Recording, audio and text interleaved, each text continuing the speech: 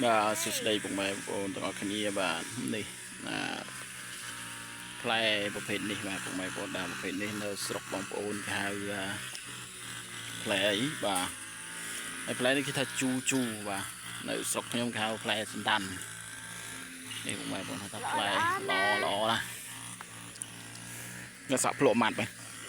ក្តែបេះភ្លក់ម៉ាត់ជូអត់នេះក្បែរបកស្ទប់នេះនេះកញ្ញាមកស្ទប់នេះ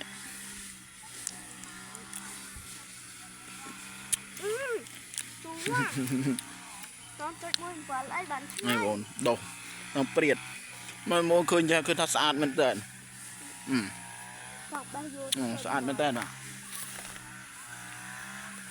ស្អាតមែនតើណាបងប្អូន